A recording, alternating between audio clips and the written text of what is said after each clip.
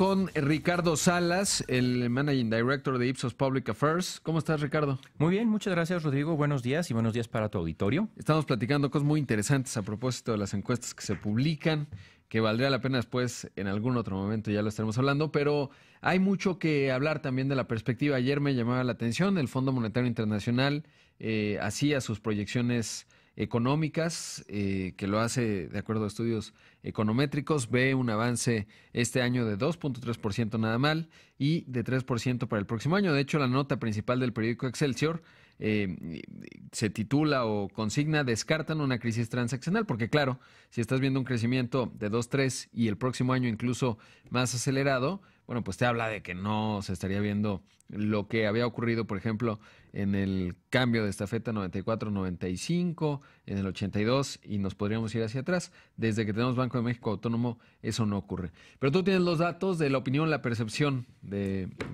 las personas. De hecho, ahorita que mencionabas eso de la crisis transaccional, hace algunas semanas justo aquí platicábamos en este espacio y veíamos que la gente tampoco ve este tema de una posible crisis transaccional.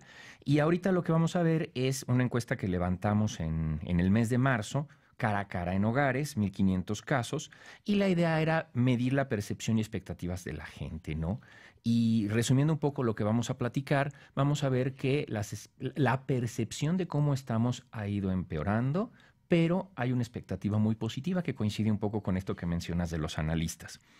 ¿Por qué es especialmente relevante esto en este momento? Bueno, estamos a mitad de las campañas y si en cualquier encuesta electoral preguntamos los problemas más importantes de México, bueno, inseguridad siempre sale en primer lugar, sí.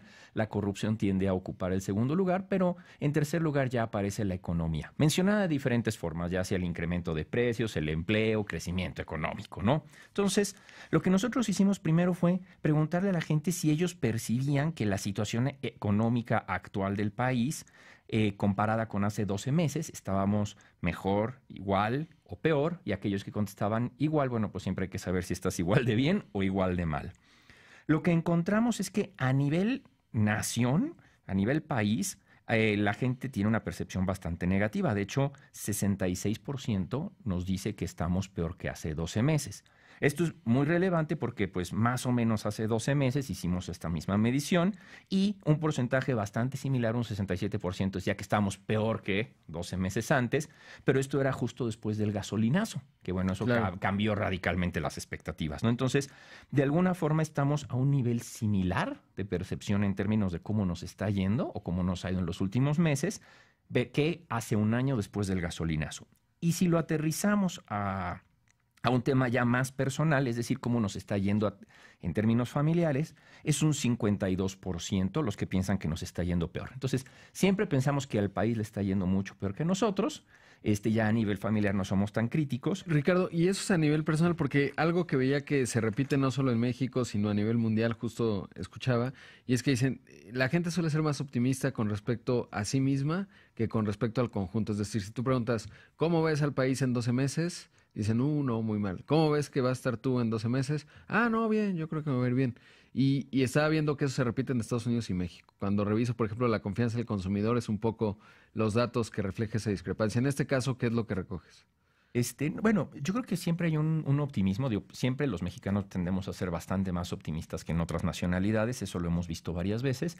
Pero siempre, y como lo mencionas, este efecto de que yo creo que a mí no me está yendo tan mal. En lo personal casi nadie es tan pesimista, ¿no? Bueno, la mitad de la gente está pesimista. Que es un porcentaje menor a 2/3 partes que dice del país. O sea, sí hay un poco de mejor percepción, pero no es tan... O sea, definitivamente no es color de rosa, vamos a decirlo, ¿no?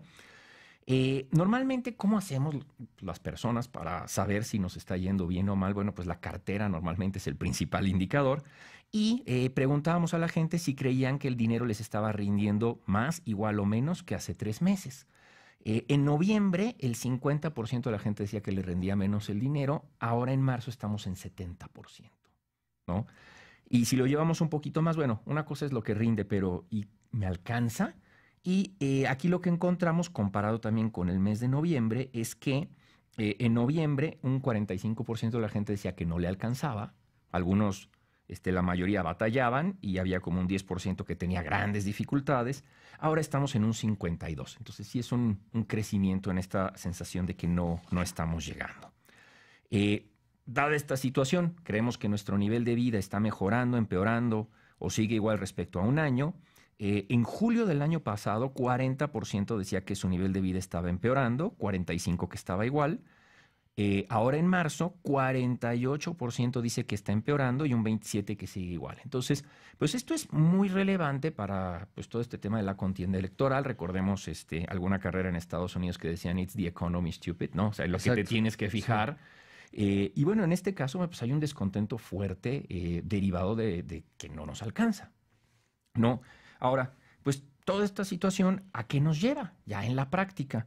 Pues preguntábamos a la gente si en los últimos 3 meses ha realizado un recorte o ajuste en sus gastos. Esta es una actividad que viene continua. Vaya, en abril del año pasado, 69% nos dice que había ajustado sus gastos, bueno, lo cual suena obvio, habiendo subido los energéticos. Sin embargo, pues este proceso de ajuste tiende a estabilizarse. Ya para julio, el 56% seguía haciendo ajustes, pero bueno, pues ya bajó ahí un porcentaje. Para noviembre estaba prácticamente igual, pero hoy ha vuelto a subir. Otra vez un 73% nos dice que en los últimos 3 meses ajustó. ¿En qué están haciendo estos ajustes? Bueno, los rubros más importantes son ropa, accesorios y zapatos. Digo, salvo, digamos, ropa de niños, que eso sí crecen y no hay opción más que cambiarle. Claro. Bueno, pues uno puede aguantarse con sus sacos, sus zapatos unos mesecitos más. Alimentos, donde se cortan algunos rubros. Y todo lo que tiene que ver con entretenimiento, desde comidas fuera, vacaciones, etcétera, es lo más afectado. ¿Qué está lo menos afectado? Normalmente salud y educación. Ese sería como lo último en lo que los hogares piensan recortar. ¿Y cómo se hacen estos recortes? Le preguntábamos, por ejemplo, a la gente si ha cambiado de marca a marcas de menor precio. En noviembre, el 54% nos decía que lo había hecho. Ahora en marzo es un 67%.